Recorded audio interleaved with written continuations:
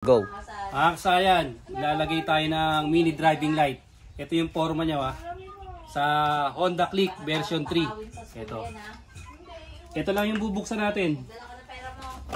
Para dito dumaan yung natin yung wire. Ito siya, dito natin papalusutin.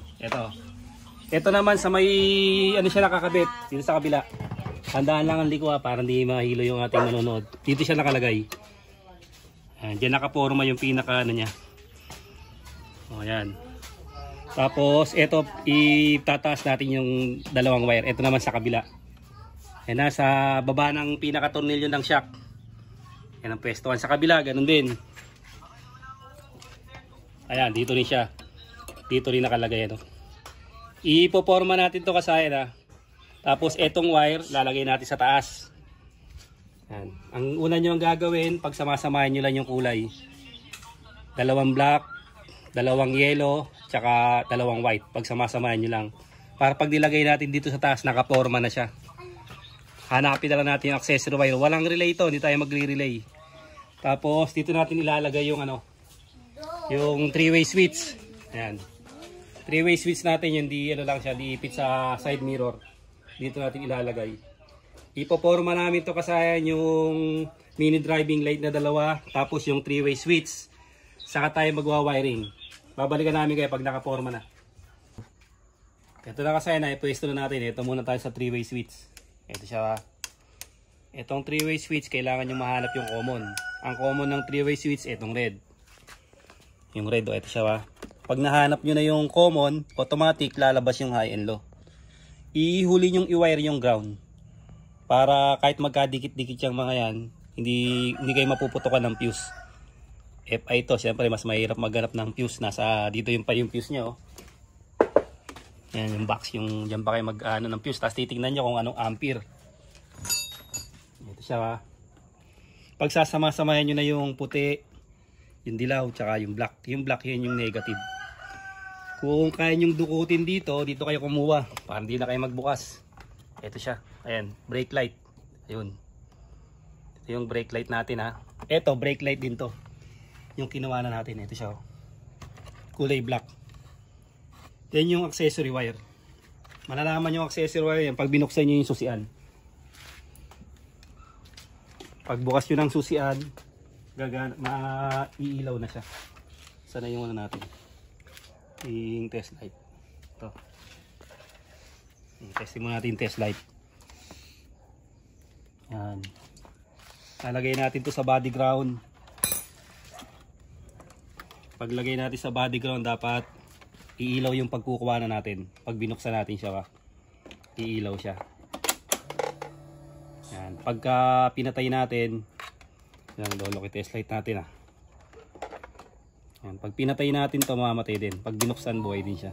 Yan yung accessory wire. Dito tayo kukuha ng ng solid black Version 1, version 2, version 3 pare-pares lang. Yung solid black na yan. Tapos yan yung ilalagay natin sa dito sa common. Ayan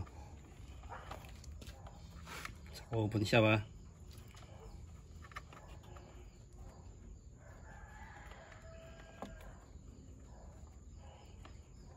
Tapos ito, dito tayo naglagay ng ng negative.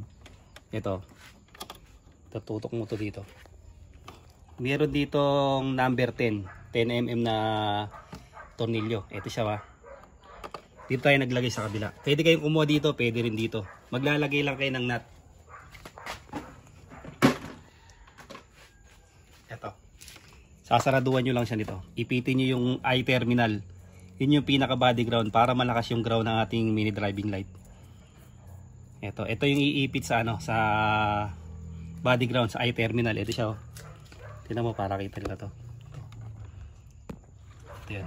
Ito yung wire Naka eye terminal siya. Tapos pwede rin dito Ayan yung tornilyo na yan. Dito ito yung paglalagyan ko ng tornilyo. Ayan Iipitin niyo yung eye terminal. Tapos ipitan niyo mabuti para hindi maglulus yung ilaw niyo, para sureball kahit long ride. Siya ipipix na lang namin yan para lang mabilis lang tayong video natin. Madali nyo lang siya masusundan. Ito siya yung 3-way switch yung red. Tapos high and low na yung yellow tsaka yung white. Ayan yung low. Tapos ito yung high. Low, high. Tapos yung forma. Tutok mo yung forma sa ilalim. Yan, madali naman siya i-adjust. Itong mini driving light na to, hindi pwede patagilid kasi dalawa lang yung tornilyo. Pag mag-adjust kaya yan, taas baba lang siya. High and low. High sa taas, tapos low sa baba. Pagka gantong 3-way switch, kahit magkabaliktad, okay lang. Madali namang hanapin yung high and low niya. Ayan. Dito siya naglagay sa pinaka-shock niya. Ayan, tapos naglagay tayo ng ng bracket ng tornilyo. Ayan na. Tapos may konti tayong modification sa busina. Kita ba yung busina? Ayan yung busina. Putok mo. Iliko natin siya ng konti kasi kung di natin siya iibahin, tatama siya. Pero okay lang naman kasi wala namang okay naman yung busina natin, walang naging problema. Ay, kabila pala. Wala. Okay naman siya. Kasi hindi naman siya babangga sa kaha. Kaya okay pa rin yung tunog niya. Walang magiging problema. Balik mo dito. Tapos mabilis na review lang. Yung common ito, kulay red. Tapos yung high and low, ito. Yung low niya, yung yellow. Tapos yung white, yun yung high niya. Ayan siya, yung kulay ng white, black to. Black yung low. Tapos itong white yung high. Tapos body ground, yung kulay black. Black ng mini driving light, body ground yan. Wala tong relay, kayang-kaya ito ng FI kasi malakas ito mag-charge. Saka wala naman tong blower Kaya kayang-kaya ng yan, sa lakas ng charge yan. Tignan din natin yung volts niya. Para body ground body ground, accessory wire yung common. Tapos high and low. Ito yung common, lalagay sa accessory wire, lalabas yung high and low dito. Tapos yung ground, lalagay natin sa body. Ito na siya. Tapos tingnan natin sa volts.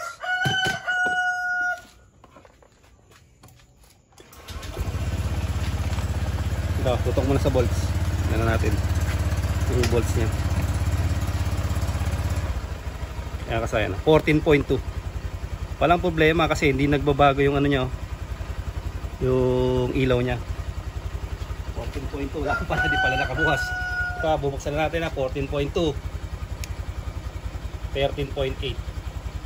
Taas, 13.8. Hindi na siya nagbabago. 13.7, 13.8. Napakataas pa niyan. Kaya walang magiging problema yan kahit long ride niyan. Kasi siya nakabukas na siya.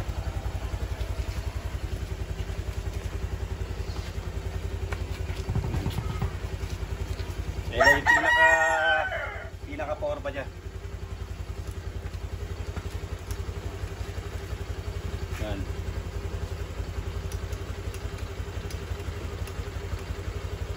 Okay. Ganun lang kasayang yung pagkakabit ng mini driving light sa Honda Click version 1, version 2. Pero ito nilagyan natin version 3. Hanggang dito lang mga kasayan. Salamat sa panonood.